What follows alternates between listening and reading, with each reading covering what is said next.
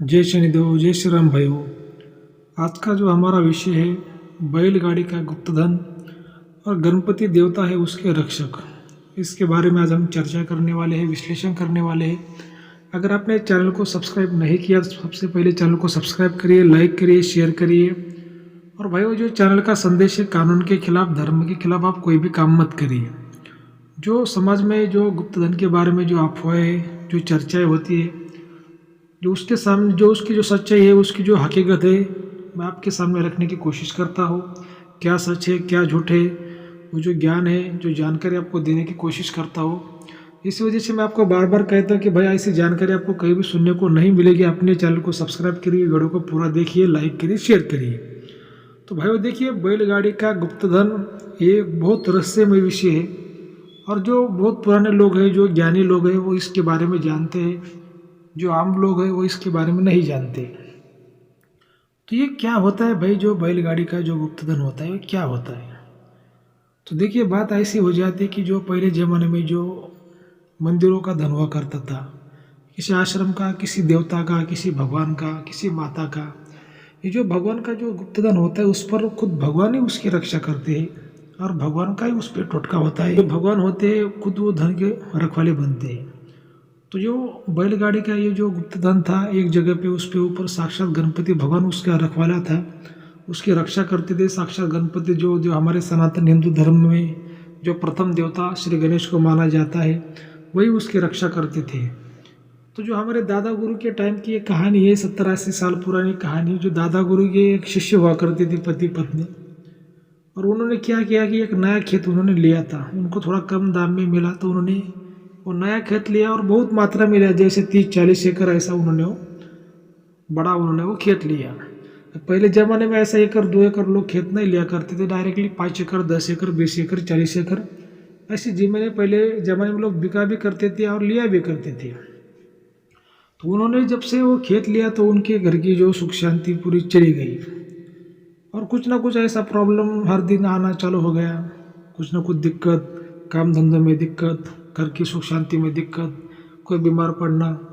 और जो खेत में मजदूर जो काम करते थे वो भी बीमार पड़ते थे। जो रात को खेत में रहते थे उनको भी वो ऐसा बैलगाड़ी का जो गुप्त धन है वो दिखाई देता था। रात के कम से कम 11 बजे 12 बजे जो बैलगाड़ी जो चलती थी रात को, तो उसकी आवाज़ें, वो जो बैल होते, बैलों का जो घुंघरू होते उसकी आवाज़ें, बैलगाड़ी की चलने की आवाज़, वो जो खेत में जो मजदूर लोग काम करते थे उनको सुनाई देता था। तो मजदूर लोग मालिक को बताते थे कि भाई ये खेत में रात को आवाज़ें आती है, जैसे कोई बैलगाड़ी चल रही है। और देखिए, बैलगाड़ी अगर वो लोग देखते थे तो उनको दिखाई भी नहीं देती थी, खाली उनको चलने की आवाज़ें आती थी।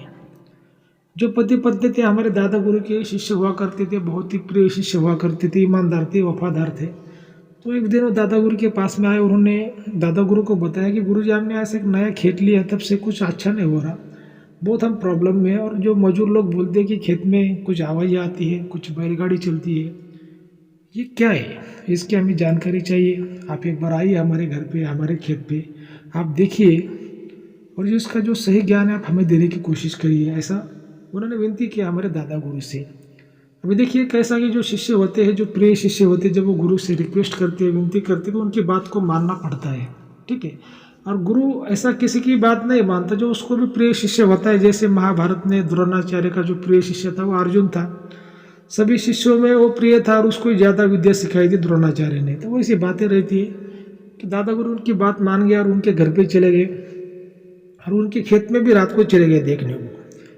तो दादा गुरु ने देखा कि भाई बैलगाड़ी रात को 11-12 बजे चल रही है, और जैसे उसकी आवाज़ आना चालू हो गया तो उसी दिशा में दादा गुरु हमारे गए।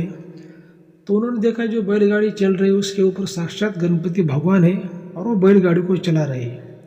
मतलब जो गाड़ी चल रही थी बैलगाड़ी, वो सोने की थी, उसके अंदर भी सोने का खजाना था बैलगाड़ी के अंदर, और जो गणपति भगवान उसको चला रहे थे, मतलब वो खजाना जो था वो चलता खजाना था और उसके रखवाले, उसके रक्षक साक्षात गणपति भगवान थे। अभी इन्होंने तो वो खेत लिया था, अभी वो खेत को बिक भी नहीं सकते थे, छोड़ भी नहीं सकते थे, और वो जो धन की शक्ति थी उनको परेशान भी कर रही थी। अभी करे तो क्या करे। और ऐसा वो छोटा मोटा कोई धन भी नहीं था, छोटा मोटा कोई टोटका भी नहीं था भाई, जैसे कोई सांप का, बिल्ली का, साक्षात गणपति भगवान उसके ऊपर बैठे हैं। तो उनको तो रोकना तो बहुत असंभव है। हमारे सनातन हिंदू धर्म में प्रथम देवता उनको माना गया है, तो उनको रोकने की हिम्मत फिर किस में है। ठीक है, ये तो बहुत बड़ा पेच पड़ गया दादा गुरु के सामने। तो दूसरे दिन दादा गुरु ने उनको बताया कि भाई तो साक्षात गणपति भगवान है, उनका जो धन है देवता का धन है, वो साक्षात देवता इसके रक्षक है।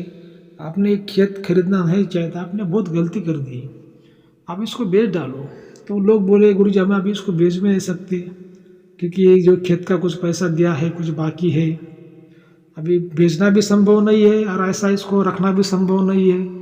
आप इसका कुछ ना कुछ बंधन करिए, हमें इसकी कोई भी लालच नहीं है, लेकिन इसका बंधन करना बहुत ज़रूरी है।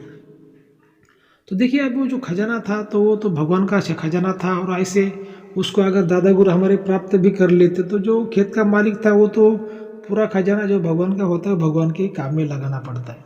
तो ऐसा खजाना प्राप्त करने से भी कोई फायदा नहीं, अगर कर भी लिया तो वो सामने वाले ने अगर मान लीजिए कि वो दान धर्म में पूरा नहीं खर्च किया तो सीधा पाप वो तांत्रिक को लगता है, सीधा पूरा जो शक्ति जो फिर परेशान करेगी वो तांत्रिक को करेगी।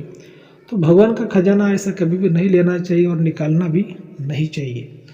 तो फिर दादा गुरु ने क्या किया है कि दादा गुरु ने सोचा कि भाई क्या करेंगे, प्रथम देवता श्री गणेश है और उनको टकराने की हिम्मत किस में है, उनका नाम ही प्रथम में आता है, तो उनसे कौन टकराएगा और उनको रोका कैसे जाए। क्योंकि जो बैलगाड़ी जो घूमती थी पूरे खेत में घूमती, जो 40 एकड़ का जो पूरा उनका इलाका था, पूरा उसी इलाके में वो बैलगाड़ी चारों तरफ से घूमती थी।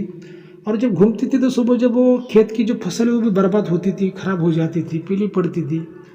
ऐसा वो क्योंकि वो धन की शक्ति वहाँ पे थी ना, उसका बंधन करना बहुत जरूरी था, नहीं तो फिर वो धन फसल भी अच्छी नहीं आती और जो घर के लोग है जो मालिक है वो भी परेशान हो रहा था कि उसके ऊपर भी नेगेटिव शक्ति वो प्रभाव डाल रही थी। काम धंधे में बीमारी वाद विवाद हर तरफ से पैसा खर्च हो जाना।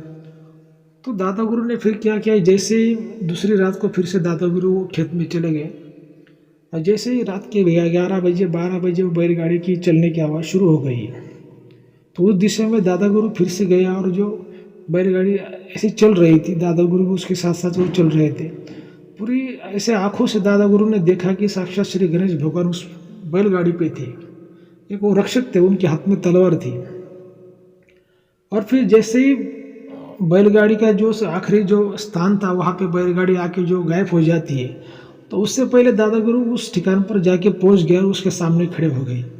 और जैसे सामने खड़े हो गए तो बैलगाड़ी उनकी तरफ चल रही थी और दादा गुरु ऐसे पीछे पीछे चल रहे थे, बैलगाड़ी उनके तरफ चल रही थी। क्योंकि बैलगाड़ी को रोकना इतना आसान नहीं था, क्योंकि वो साक्षात श्री गणेश भगवान वो बैलगाड़ी को चला रहे थे। तो जब दादा गुरु ने बहुत से मंत्रों का उपयोग किया उनको रोकने के लिए, लेकिन फिर भी वो बैलगाड़ी नहीं रुक रही थी। फिर दादा गुरु ने भगवान शिव के मंत्र का उपयोग किया, फिर भी बैलगाड़ी नहीं रुकी। तब लास्ट में दादा गुरु ने क्या किया कि महाकाली के मंत्रों का उपयोग किया, क्योंकि जो महाकाली है वो सबकी माता है और भगवान श्री गणेश की भी वो माता है। आपने सुना होगा कि माता के लिए भगवान श्री गणेश ने अपना सिर कटवाया था, भगवान शिव जी ने उनका सिर कटाया था, फिर भी उन्होंने भगवान शिव को नहीं अंदर जाने दिया, अपना माता का आदेश का उन्होंने पालन किया था। वही जो पार्वती माता वही महाकाली। तो जो हमारे दादा गुरु के पास में सभी विद्याओं का उनके पास में ज्ञान था, सभी उनके पास में मंत्र थे। उन्होंने महाकाली के मंत्रों का उपयोग करके जो श्री गणेश जी के सामने वो मंत्रों का उच्चारण किया, तब भगवान श्री गणेश जो थे वो जो बैलगाड़ी थी वो रुक गई, क्योंकि उनके माता का आह्वान हो रहा था, उनके माता का मंत्रों का उच्चारण हो रहा था, उनको तो भी रुकना ही पड़ा। तो जैसे ही बैलगाड़ी वहाँ पर रुकी तो जो मंत्रों का जो उच्चारण होता है, मंत्रों का जो आह्वान होता है, उस आह्वान से जो श्री गणेश भगवान थे वो शांत हो गए। और शांत होने के बाद में जो बैलगाड़ी थी, जो श्री गणेश भगवान थे, एक मूर्ति के रूप में वो स्थापित हो गई। उस समय की बात है भाई, वो 70-80 साल पुरानी बात है।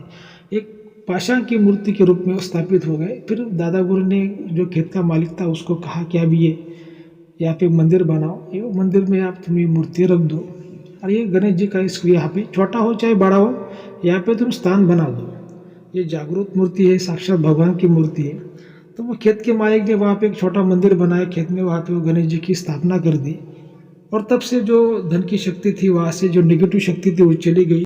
और जो खेत का मालिक था उसके खेत में भी जो फसल थी वो अच्छी तरह से आना शुरू हो गई। उसकी दिक्कतों जो कुछ दिक्कतें थी, जो परिवार की कुछ दिक्कतें थी वो कम भी हो गई। तो भाई वो ऐसी जो बातें होती है, ये पिछले जन्म की कहानियाँ हैं, ऐसी बातें हैं। और ठीक है, अगर आपको ये कहानी अपना जो आज का वीडियो आपको अगर अच्छा लगे तो अपने चैनल को सब्सक्राइब करिए, लाइक करिए, शेयर करिए। जय श्री निधो, जय श्री राम, धन्यवाद।